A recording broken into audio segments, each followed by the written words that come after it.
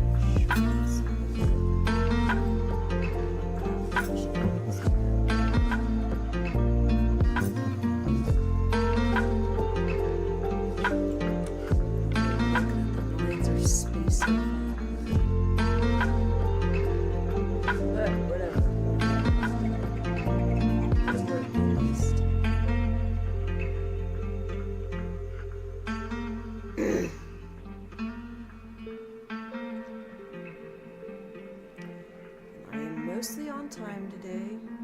I was gonna actually possibly be a little bit early, but it said my YouTube was logged out again, so I had to resubmit my login basically to live stream.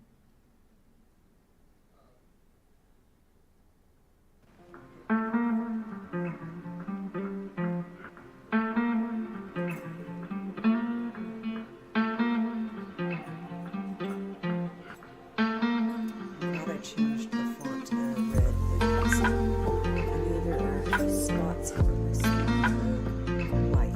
I was having trouble with this one and on my other.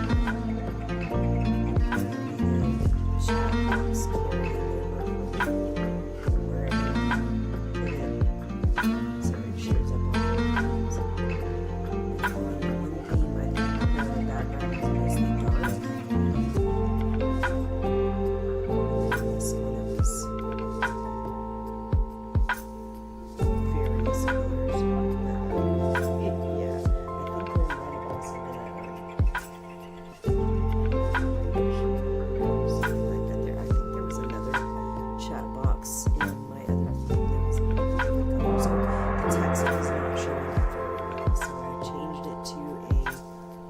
That I thought would work for both. And I just realized that the clock had already gone down. Okay, everybody, this is Venus Brown.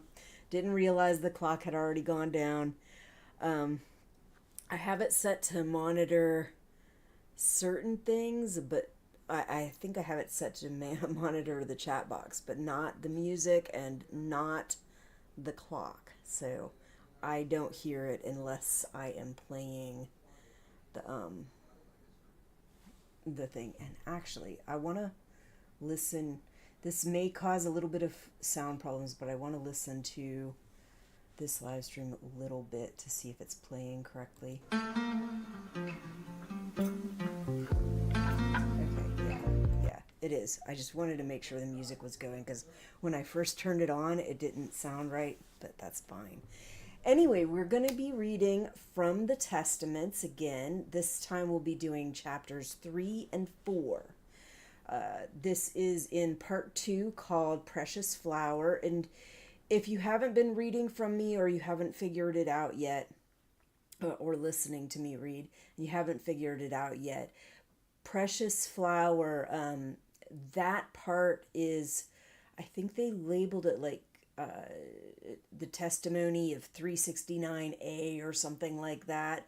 And that is actually the testimony of Alfred or June. If you watch the show, it would be June's daughter, her oldest daughter. In Gilead, she goes by Agnes, but her birth name was, oh gosh, why can't I remember? This is terrible. Anyway, that's weird. I usually don't have that problem. I have memory problems. And there are certain things that are harder for me to remember than others. But usually a name that is solidified in my head, I can usually remember pretty well. But every once in a while, I'll draw a blank. Anyway, June's oldest daughter, the one that she had lost when she was captured by Gilead, this is her testimony. This is after the events of the Handmaid's Tale, but some of her memories do go back to like early parts of the Handmaid's Tale, though she doesn't remember them very well. She only has like little bits, little flashes of memories, and that's it. At least in the book. The memories she has on the show, some people tried to say that after the second time that she saw her in Gilead, when they had captured her and put her in a glass box, that she didn't remember her. And I don't think that's true. I think she was traumatized by the brainwashing that Gilead had done after the first time that she saw her. First or second, something like that. After the first time that they know that she saw her. I think they did some serious damage to her, traumatized her, brainwashed her into being afraid of June. And I think that's what was going on in those scenes. I don't think it was that she did not remember her mom. To me, that time frame was way too soon after the first time she got to talk to her and see her mother and remembered her mother. Like, if you remember when they visited with each other and talked with each other, her daughter remembered her. And the point that she was in that glass box, that she had been captured and June had been captured, that was only a couple years later. 2 years later, with such a emotional event. And this is not a dumb girl. I don't think she would have completely forgot her. Yes, there is the possibility that she was so traumatized that her brain has blocked her mom out, but I think it's more that she's afraid of her because of the shit that people in Gilead have told her. But anyway, because like I said, it was only a couple years later, and when on the TV series, when June talked to her, she knew who she was. She remembered little details. She asked if it hurt when they hit her in the head when she was captured. She asked why they didn't try to find her, why they didn't try harder to find her. There was a whole conversation, and it was very emotional. And it was multiple parts. So I don't think unless they traumatized her so bad that her brain just is blocking that part of her memory out. That's the only way I could see that she forgot her at that point. I think it's more that they have her afraid of her. Anyway, so we're going to read chapters 3 and 4, which are in Precious Flower, which we started last time on Tuesday, I believe, and both of these are going to be from part 2 in Precious Flower. Still going to be testimony from June's daughter. So let's go ahead. And I wanted to show you this. I put a piece of this on the starting screen. I made this little transition to kind of show her going through these different stages.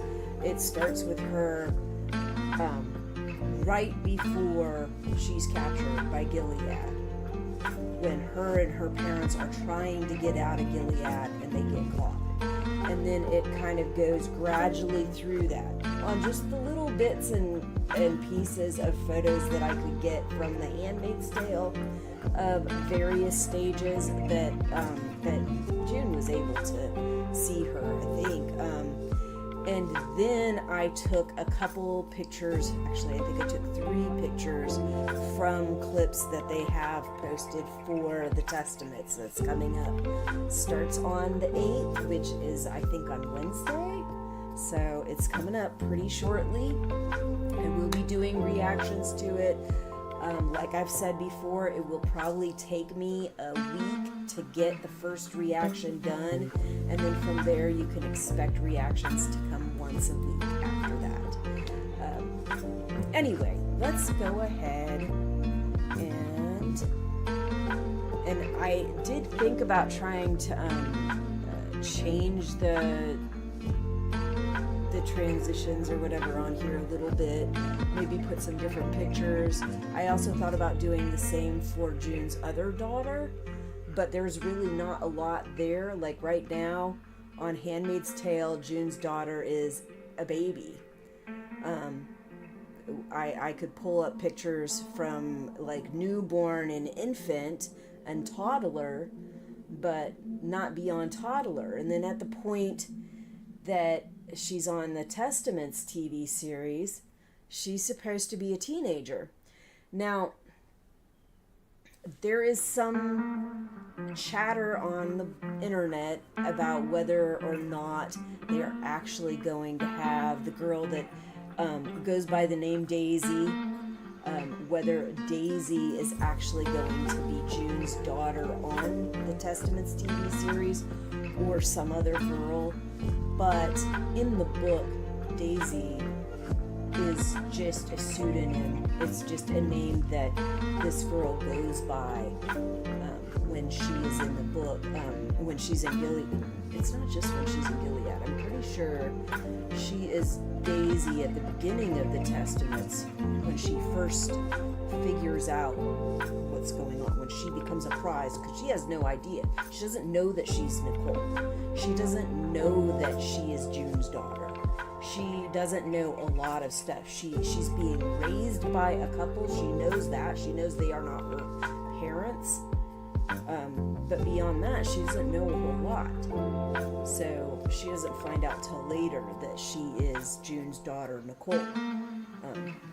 The baby that we see in Handmaid's Tale at the end. But yeah, hopefully, I know they said there was timeline discrepancies that they had, so they had to change some stuff up on the show, and hopefully they will still find a way to make the timeline what it is that they came up with for the show, but still say that that is June's daughter.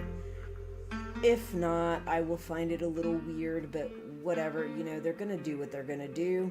Hopefully they handle it well, even if they don't have Nicole be Daisy be Nicole, whatever. Anyway, let's go ahead and start reading.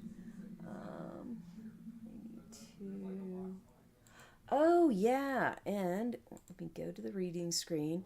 So I found out, because I had thought when I had entertained the idea of reading the Testaments, I thought that I could get a copy from the same website that I got The Handmaid's Tale off of. And then when I went looking for it to try to use it on the live stream, I could not find it in that same website.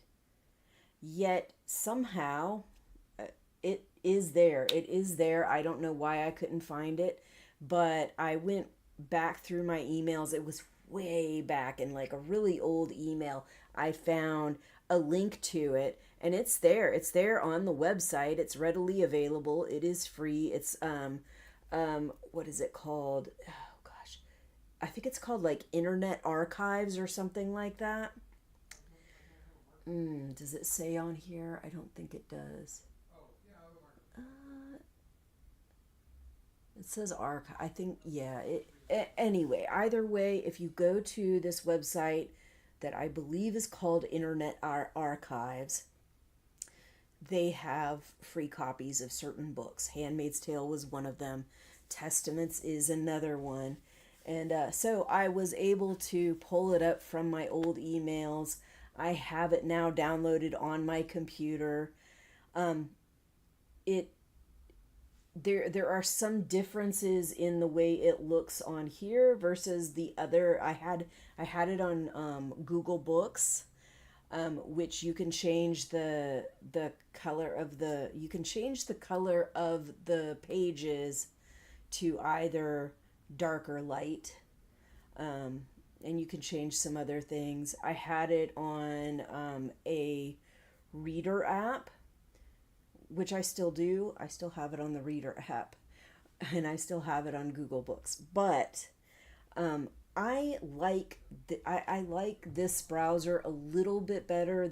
I like the way this app works a little better. I don't know if you want to call it an app or what, because I have it open on the browser. But it's a download. It's a file. It's a PDF file. And I like it a little better. I can actually, I don't know if it'll show you this very well.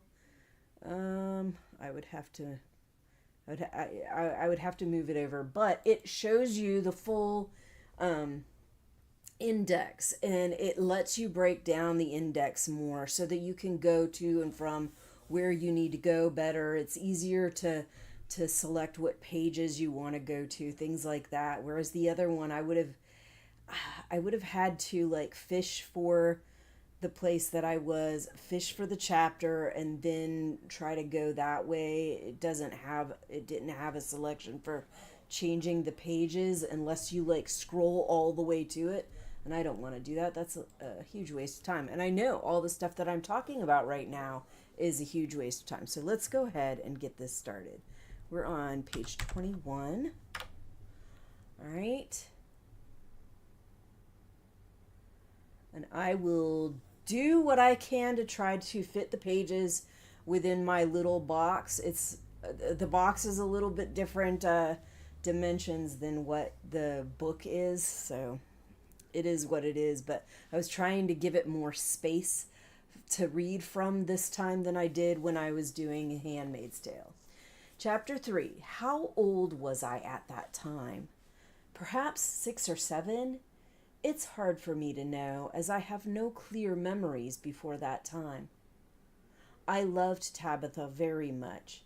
She was beautiful, although so thin, and she would spend hours playing with me. We had a dollhouse that was like our own house, with a living room and a dining room and a big kitchen for the Marthas, and a father's study with a desk and bookshelves. All the little pretend books on the bookshelves were blank. I asked why there was nothing inside them. I had a dim feeling that there were supposed to be marks on those pages. And my mother said that books were just decorations, like vases or flowers. What a lot of lies she had to tell me for my sake, to keep me safe. But she was up to it.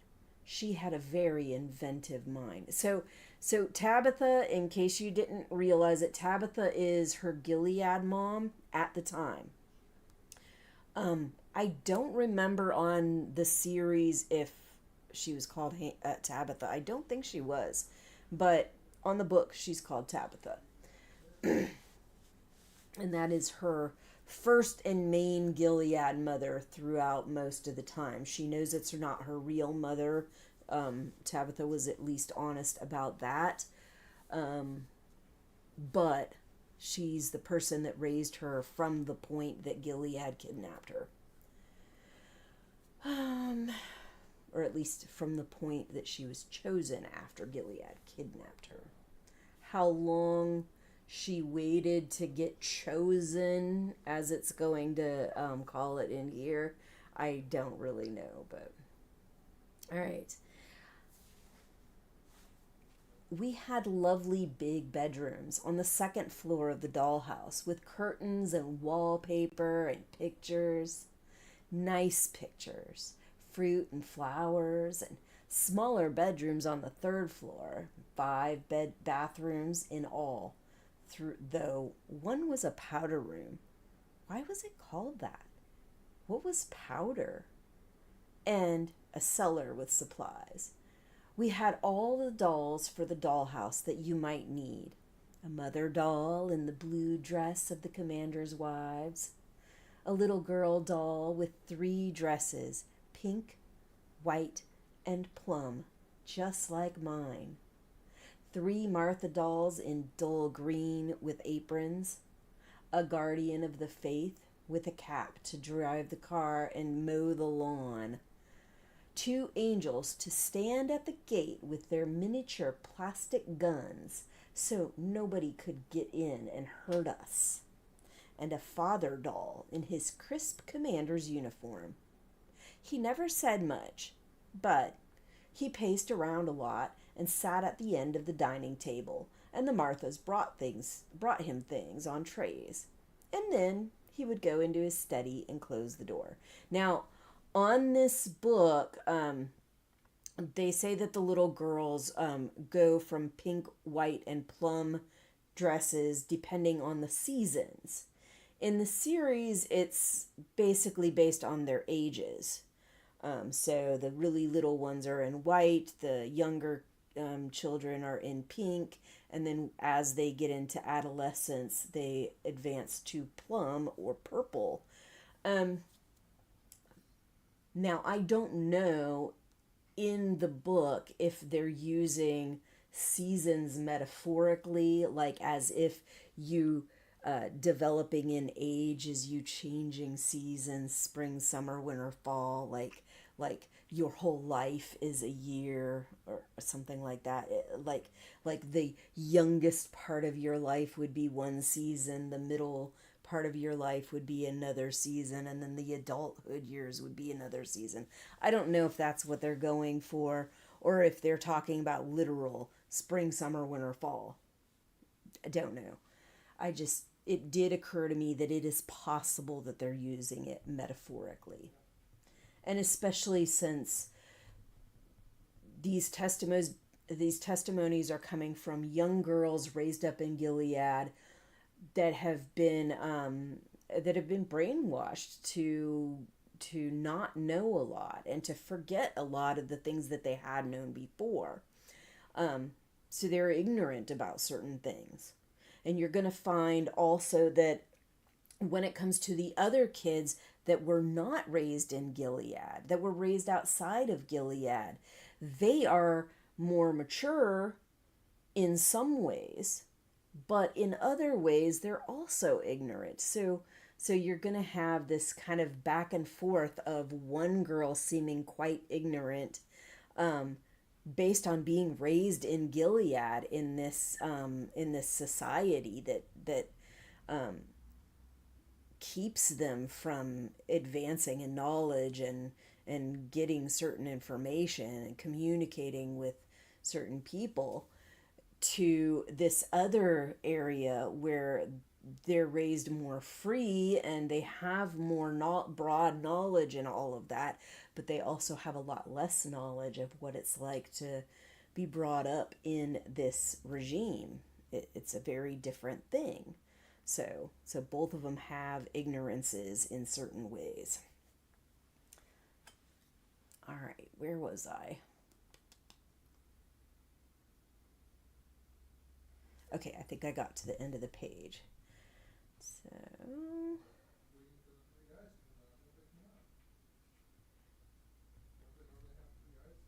all right, got the whole page in there. In this, the commander doll was like my own father, Commander Kyle, who would smile at me and ask if I had been good, and then vanish. The difference was that I could see what the commander doll was doing inside his study, which was sitting at his desk with his computalk and a stack of papers. But with my real father, I couldn't know that.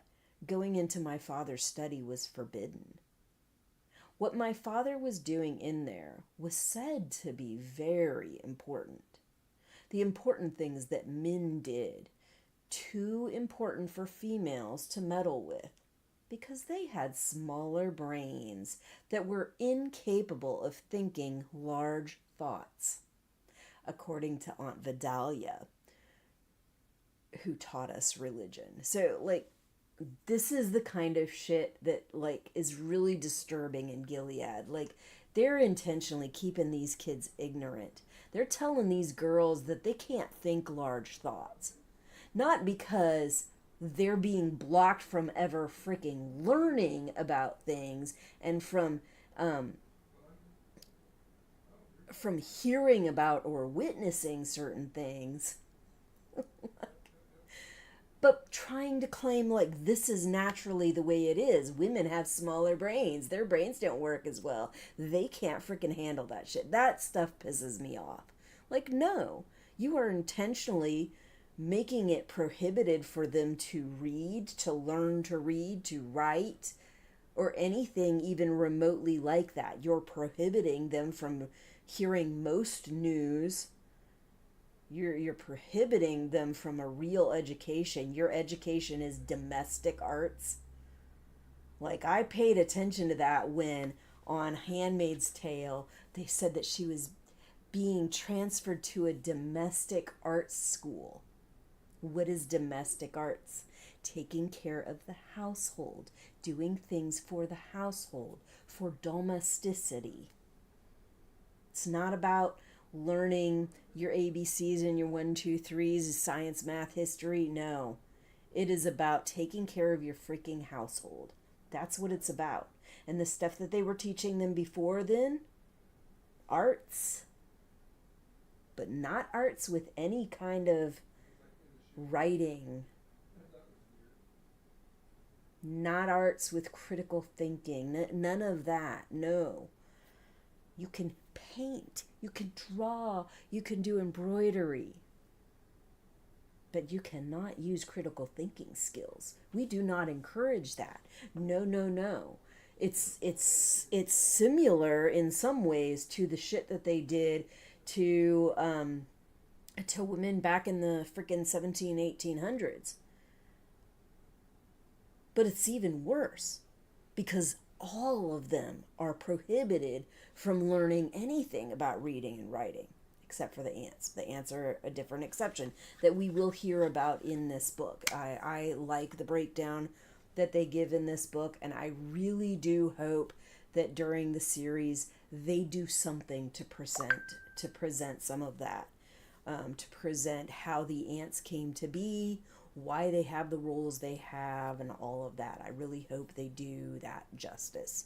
And I really hope that it is included in the show at some point. Anyway, what my father was doing... Oh, no, I already read that part.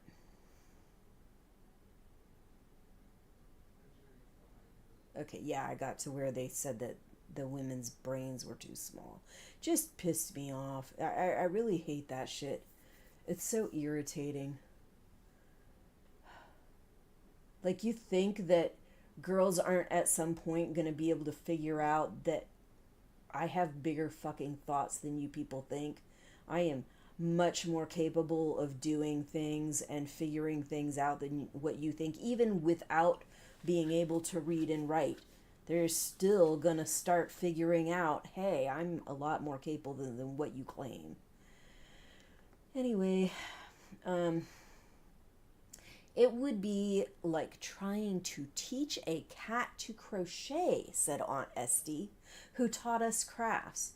And that would make us laugh, because how ridiculous. Cats didn't even have fingers. Okay, I was just checking my mic, make sure it was on. So men had something in their heads that was like fingers, only a sort of fingers girls did not have. And that explained everything, said Aunt Vidalia. And we will have no more questions about it. Her mouth clicked shut, locking in the other words that might have been said. I knew there must be other words, for even then the notion about the cats did not seem right. Cats didn't want to crochet, and we were not cats. Forbidden things are open to the imagination. That was why Eve ate the apple of knowledge, said Aunt Vidalia. And I'm going to just call her Aunt Vidalia, even though it says Aunt Vidala, just because to me it just sounds better and I'm used to it. Too much imagination. So it was better not to know some things. Otherwise, your petals would get scattered. In the dollhouse, Bot said, there was a handmaid doll with a red dress and a bulgy tummy and a white hat that hid her face. Though my mother said we didn't need a handmaid in our house because we already had me. And people shouldn't be greedy and want more than one little girl. And want more than one little girl. So we wrapped the handmaid up in a tissue paper, and Tabitha said that I could give her away later to some other little girl who didn't have such a lovely dollhouse and could make good use of the handmaid doll. I was happy to put the handmaid away in the box because the real handmaids made me nervous. We would pass them on our school outings when we'd walk in a long double line with an aunt at each end of it. The outings were to churches or else to parks where we might play circle games or look at ducks in a pond. Later, we would be allowed to go later, like much later, not at this time. Later, we would be allowed to go to salvagings and pray vaganzas in our white dresses and veils to see people being hanged or married. Like, this is the shit. Like, they were teaching her enough to know that she was going to be going to these events that involve people getting married or being hanged. But they weren't letting them until a certain age. What age? I don't know. But Jiminy fucking Christmas. Like, you're teaching these kids that. Like, that's, what the fuck? Horrible. But we weren't mature enough for that, said Aunt Estee. There were swings in one of the parks, but because of our skirts, which might be blown up by the wind and then looked into, we were not to think of taking such a liberty as a swing. Only boys could taste that freedom. Only they could swoop and soar. Only they could be airborne. I have still never been on a swing. It remains one of my wishes, which is just, that really pisses me off. Like, you can put a fucking pair of bloomers or shorts or skinny pants or any number of things on them. I know they're like, oh, but you might see their legs. So fucking put some tights on them. Jiminy freaking Christmas. Put pants under them so that they can go and enjoy the goddamn playground in a free manner. No. Restricting them from reading and writing isn't good enough. They have to be restricted from enjoyment at the playground as well. What the hell? These people. Oh, God. I know, it's fiction, but it's not completely fiction. It's disturbing, as it's meant to be. As we marched along the street, the handmaids would be walking 2 by 2 with their shopping baskets. They would not look at us, or not much, or not directly, and we were not supposed to look at them because it was rude to stare at them, said Aunt Estee. Just as it was rude to stare at cripples or anyone else who was different. We were not allowed to ask questions about the handmaids either. You'll learn about all of that when you're old enough, Aunt Vidalia would say. All of that. The handmaids were part of all of that. Something bad then? Something damaging or something damaged, which might be the same thing? Had the handmaids once been like us? white and pink and plum? Had they been careless? Had they allowed some alluring part of themselves to show? You couldn't see very much of them now. You couldn't even see their faces because of those white hats they wore. They all looked the same.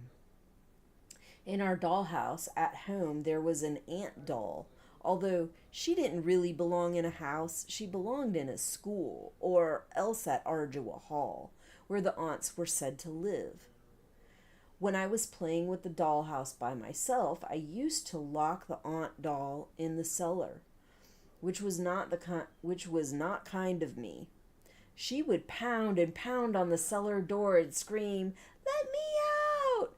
But the little girl doll and the Martha doll who'd helped her would pay no attention, and sometimes they would laugh.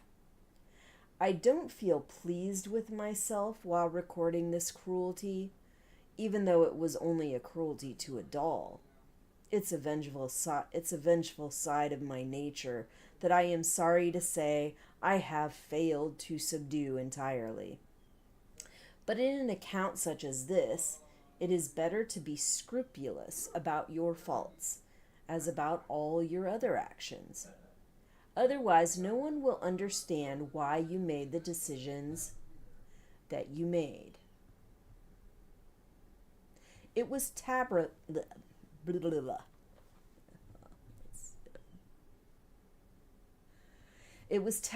who taught me to be honest with myself, which is somewhat ironic in view of the lies that she told me. To be fair, she probably was honest when it came to herself. She tried, I believe, to be as good a person as was possible under the circumstances. Each night after telling me a story, she would tuck me into bed with my favorite stuffed animal, which was a whale, because God made whales to play in the sea, so it was all right for a whale to be something you could play with. And then we would pray. The prayer was in the form of a song, which we would sing together. Now I lay me down to sleep. I pray the Lord my soul to keep. If I die before I wake, I pray the Lord my soul to take.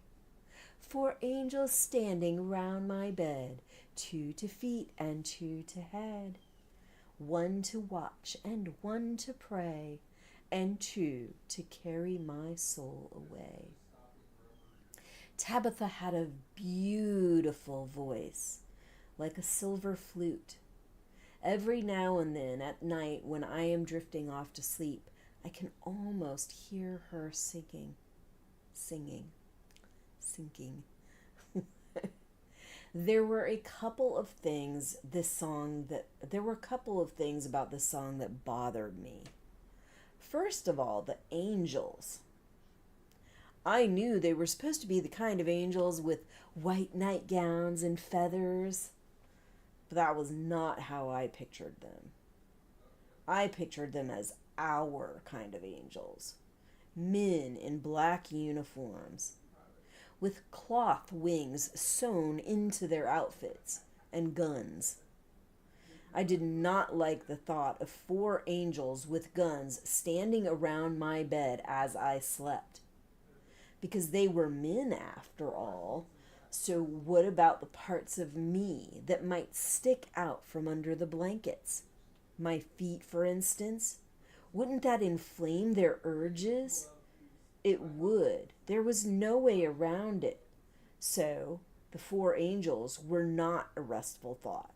So, and that shows like some of the shit that these people are telling these girls, so that they have these ideas about men. They can't control their urges. Like seeing one little piece of skin, seeing their feet is going to cause them uncontrollable inflamed urges. Like this is the shit that they're putting in these girls' heads. And it isn't really that freaking unlike the shit that they tried to put in our heads when we were kids. This idea that it's because of the woman that this man was tempted. That shit was said all the time when I was growing up. And I'm sure it is still in a lot of families, and it's ridiculous. The men need to fucking have control over their own selves. And if they don't, it's because they are choosing not to, or because they were never taught to. Because they were taught that this is how it is. This is just normal. They're just being one of the boys. How many times have we heard that shit? Anyway. Oh, gosh.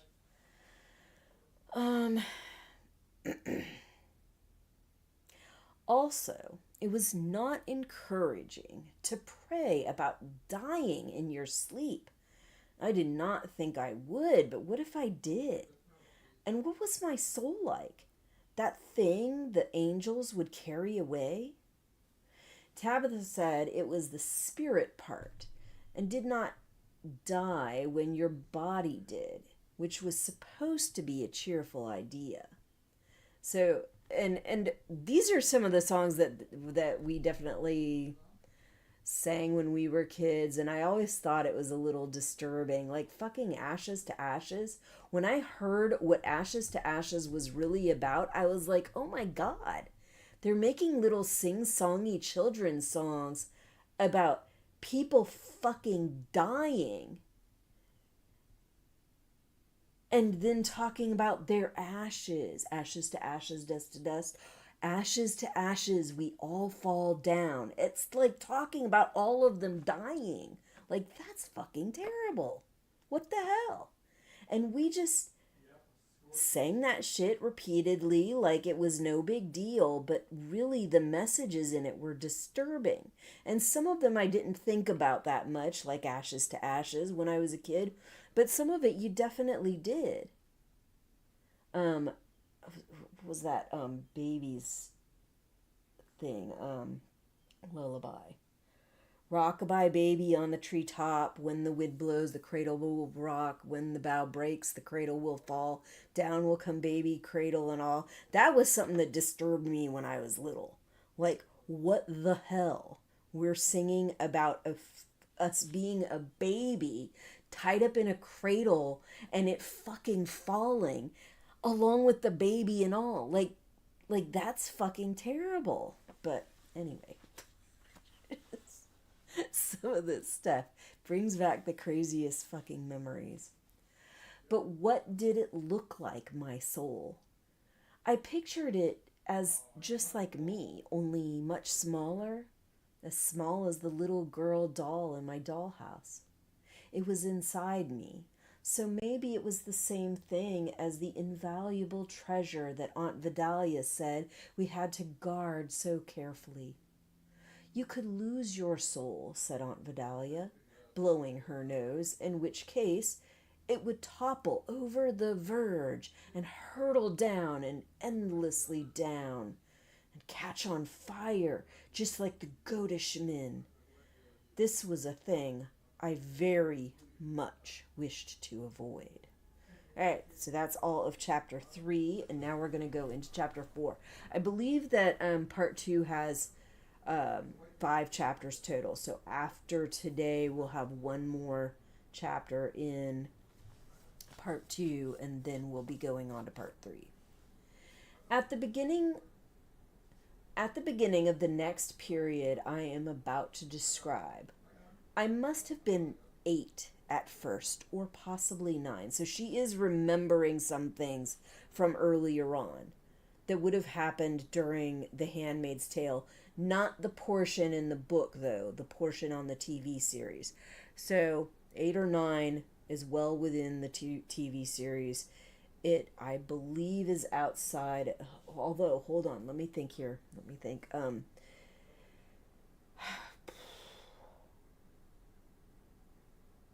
I believe when she was captured, she was like somewhere between 4 and 6. You can't quote me on that. I can't guarantee any of that, but 4 and 6. So if she was 6, her mom was there for 3 years? 6, 7, 8. So it could be correct for the show.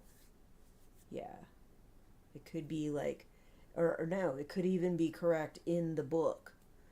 if she was there, if she was captured at 6, but I don't think so. I think it was like 4 or 5. 5, 6, 7, 8. Yeah, so if she was 8, she might have, if she was captured at 5, been that this might have been around the time of the Handmaid's Tale book. It definitely was within the time frame on the series, because the series goes what the series goes to where she gives birth to the kid. That was not long after she had seen. God, why can I still not remember her name?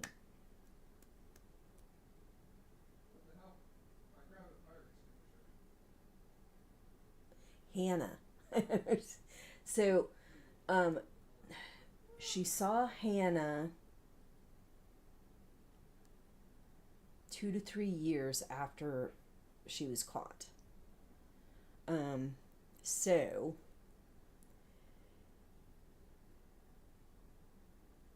if she was 5, 6, 7 or 8, she would have been 7 or 8. If she was 4, she would have been 6 or 7, something like that. So 7 or 8, when she had that conversation with her daughter in the TV series. This would have been after the book, though. The book ends before this happens. The book ends pretty early in her pregnancy. But if we're talking about the TV series, it's the point right before she's getting ready to give birth. She gives birth almost like not very long at all after she has that discussion with her kid. And by the last period in The Handmaid's Tale, in season 6, the baby that was born right after that was only like a year and a half, as far as I remember. A year and a half old. So, if she was 7 or 8 at that time, and then you have another year and a half later, like 10 or 11. Should have been like 10 or 11. And people are talking about the discrepancy of the age and everything on there compared to the testaments that's coming up. And honestly, like, if you think about it that way, her being well into her teen years at the point that that the testaments is happening, or a young adult and her sister being a teenager, that to me isn't that freaking unfathomable. They do freaking big age changes that don't make a whole hell of a lot of sense in a lot of TV series when they're going from book to TV series or cartoon to whatever, or even just within the series when they're changing ages. Sometimes they make ridiculous age jumps that don't make any sense. So to me, this isn't that freaking horrible. Like, the fact that she was probably around 10 or 11 at that last period that we saw her in Handmaids. People are saying she was 14. And I'm like, that may very well be. But it doesn't work if you're using the freaking timeline that they showed. That she talked to her when she was freaking 8 or 9 or 7 or 8 or whatever. Had a baby right after that. And that baby is a year and a half older. So this is a year and a half after. 2 years at the most. So then she's like 10 or 11 at the point that we last see her in Handmaid's Tale, which sounds horrible. They have her in these plum outfits. They have her already going to a school preparing to be a wife. But we're talking about Gilead. We're talking about a place where they'll freaking marry these girls off at 13. And 13 wasn't unheard of even fairly recently. couple hundred years ago, 13 would have been nothing. Like a lot of places allowed 13-year-old marriages. Now we're like, oh no, if you're under 18, you shouldn't be doing that without parental permission. You should be getting rid of the laws that even allow parental permission, and and we've just recently adjusted some of those laws. And there's some states that, as far as I know, still allow marriage under age 18, under age 16. So just think about that. This shit is disturbing, but it still fucking happens. That's disturbing. But anyway, I know I got all off track like I sometimes do. But if you are listening to me, if you do not mind listening to my reading spiels, this is something I do. Sometimes I will go off on tangents. I will remember something from when I was a kid, or I'll talk about something in the TV series versus the book. I have watched the whole series and read the book, and I like both of them. And I don't mind intermingling them. I don't mind talking about both. I don't mind doing a little bit of comparing both. And I don't really have big problems with a lot of the changes they've made. We will see on Testaments. Since it hasn't started yet, I don't know exactly what they're going to do.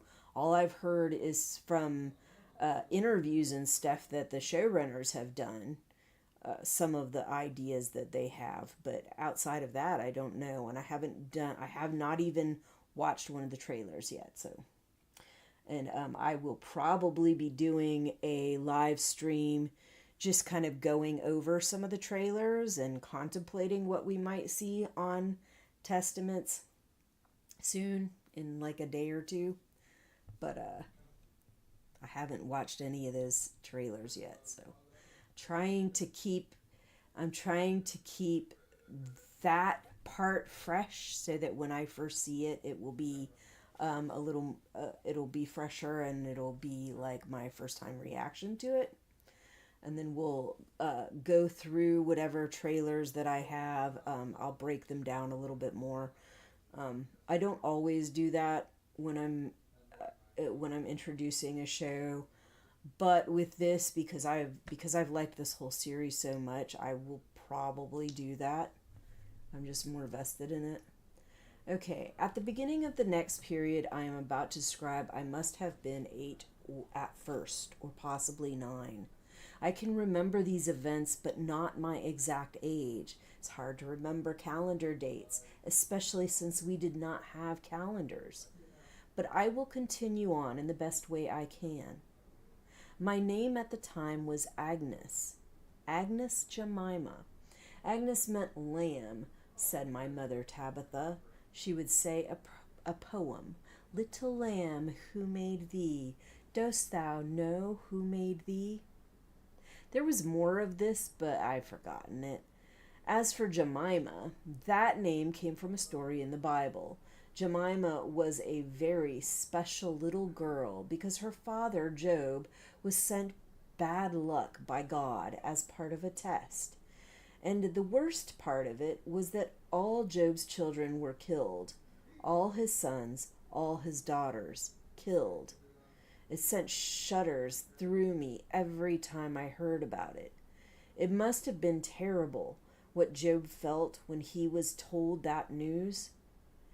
But Job passed the test, and God gave him some other children, several sons and also 3 daughters. So then he was happy again. And Jemima was one of those daughters. God gave her to Job, just as God gave you to me, said my mother. Did you have bad luck before you chose me? Yes, I did, she said, smiling. Did you pass the test? I must have, said my mother, or I wouldn't have been able to choose a wonderful daughter like you. I was pleased with the story. It was only later that I pondered it. How could Job have allowed God to fob off a batch of new children on him and expect him to pretend that the dead ones no longer mattered. When I wasn't at school or with my mother, I was with my mother less and less. No, when I wasn't at school with my mother, and I was with my mother less and less, because more and more she would be upstairs lying down on her bed, doing what the Marthas called resting. I liked to be in the kitchen, watching the Marthas make the bread and the cookies, the pies and cakes and soups and stews. All the Marthas were known as Martha because that's what they were. And they all wore the same kind of clothing. But each one of them had a first name too. Ours were Vera, Rosa, and Zilla. We had 3 Marthas because my father was so important. Zilla was my favorite because she spoke very softly, whereas Vera had a harsh voice and Rosa had a scowl. It wasn't her fault, though. It was just the way her face was made. She was older than the other 2. "Can I help you?" I would ask our Marthas. Then they would give me scraps of bread dough to play with, and I would make a man out of the dough, and they would bake it in the oven with whatever else they were baking. I always made dough men. I never made dough women, because after they were baked, I would eat them. And that made me feel I had a secret power over men. It was becoming clear to me that despite the urges Aunt Vidalia said I aroused in them, I had no power over them otherwise. "Can I make the bread from scratch?" I asked one day when Zilla was getting out the bowl to start mixing. I'd watched them do it so often that I was convinced I knew how. "You don't need to bother with that," said Rosa, scowling more than usual. "Why?" I said. Vera laughed. Her harsh laugh.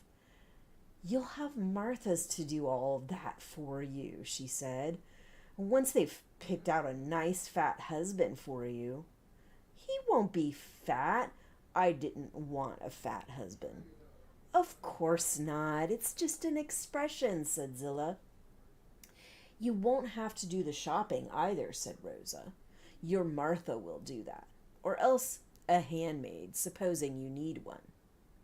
"Well, she may not need one," said Vera, considering who her mother... "Don't say that," said Zilla. "What?" I said. "What about my mother?" I knew there was a secret about my mother. It had to do with the way that they said resting, and it frightened me. So she is not thinking of this other mother. She's not thinking of whoever was her mother before her mother chose her. She's thinking of her Gilead mother, who's resting. "Just that your mother could have her own baby," said Zilla soothingly, "so I'm sure you can too. You'd like to have a baby, wouldn't you, dear?" "Yes," I said, "but I don't want a husband. I think they're disgusting." And then the 3 of them laughed. "Not all of them," said Zilla. "Your father is a husband." There was nothing I could say about that. "They'll make sure it's a nice one," said Rosa. "It won't be just any old husband." "They have their pride to keep up," said Vera. "They won't marry you down, that's for sure." I didn't want to think about husbands any longer. "But what if I want to," I said, "make the bread?" My feelings were hurt.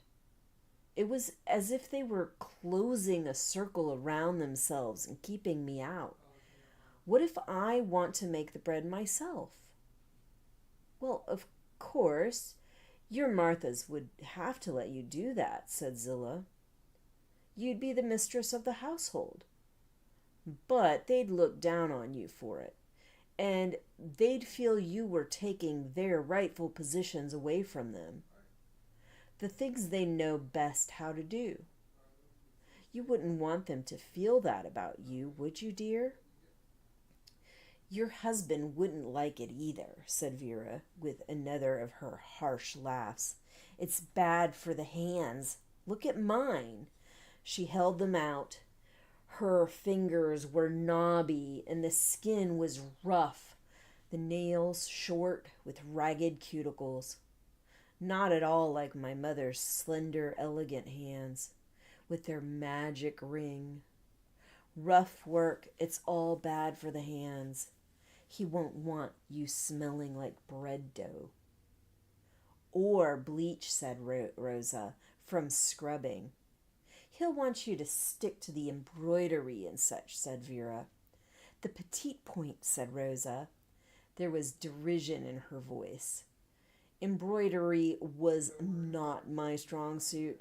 I was always being criticized for loose and sloppy stitches. I hate petite point. I want to make bread. We can't always do what we want, said Zilla gently. Even you. And sometimes you have to do what you sometimes we have to do what we hate, said Vera. Even you.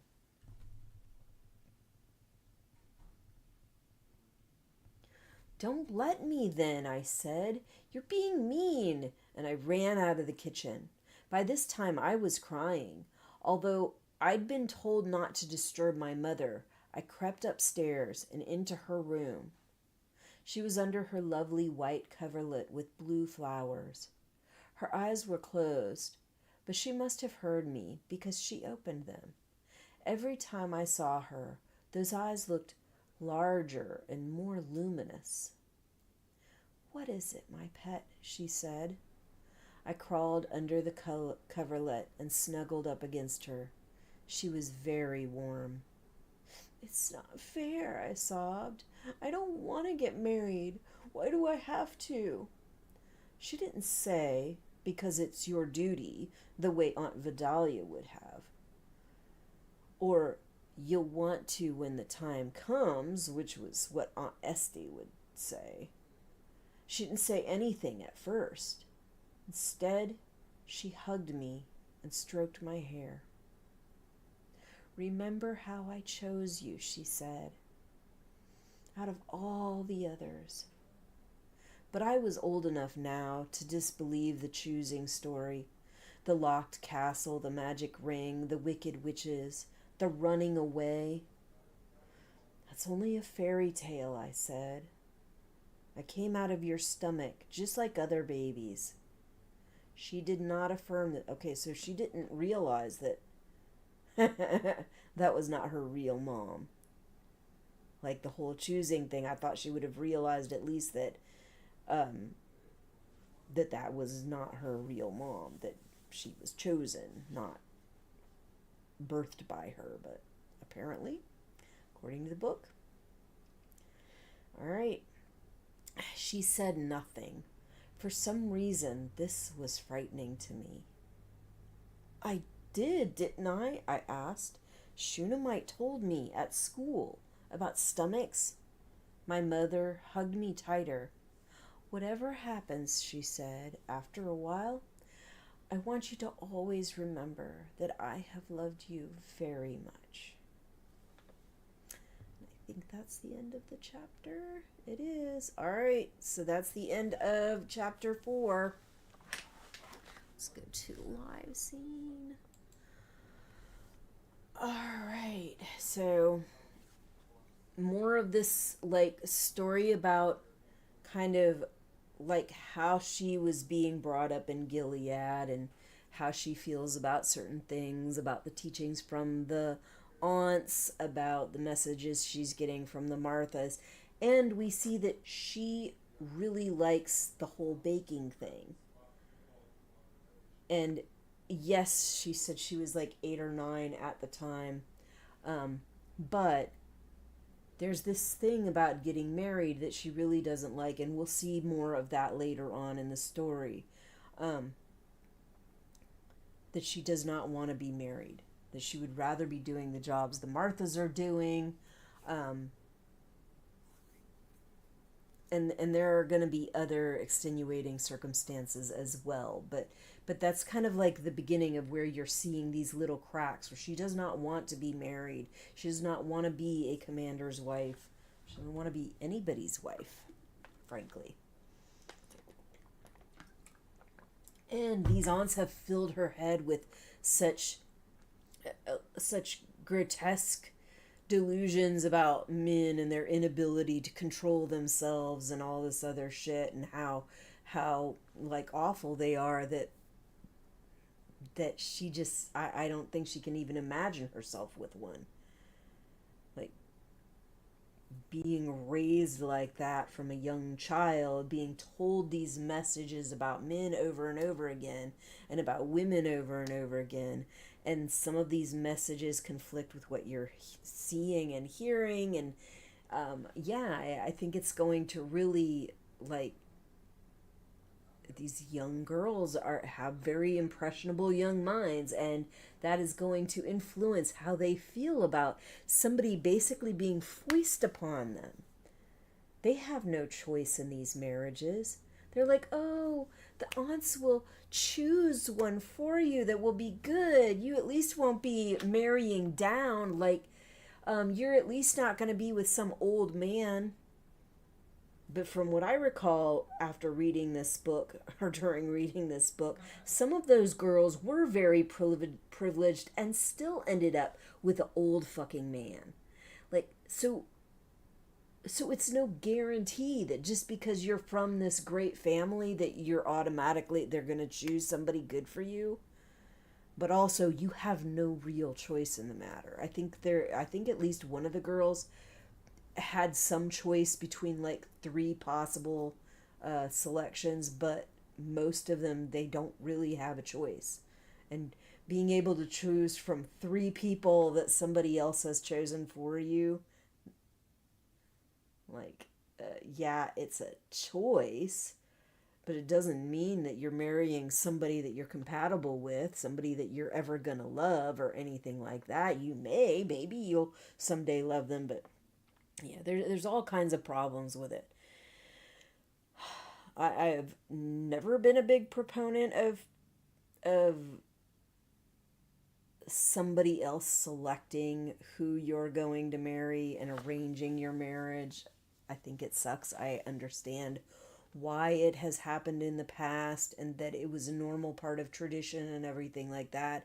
And I understand that it still happens today in some cultures and religions and everything. But like, to me, I find it important enough to have my own autonomy and make my own decisions, that the idea of somebody else choosing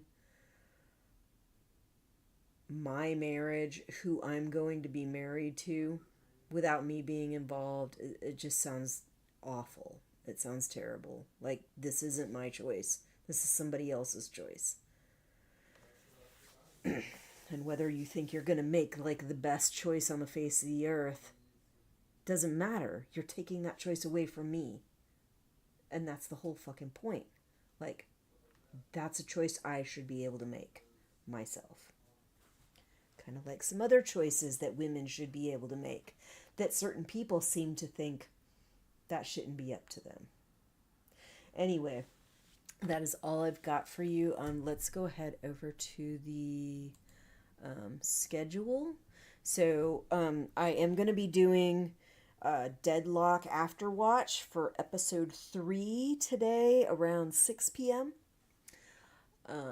Solo leveling reactions will be on Friday, and so will Gen V Season 2. I posted episode 6, I believe it is, and I think I have 2 more episodes that I'll be posting, one on each Friday. So, so Fridays I'll have those. I am not sure what day, not this week, but next week, I will post my reaction for the Testaments TV series, but it will be at some point next week. Once I do post the first reaction to Testaments episode 1, then I will post all the preceding episodes each week on the same day. It'll just be one a week. All right, that's all I got for you for now. I'll see you when I see you.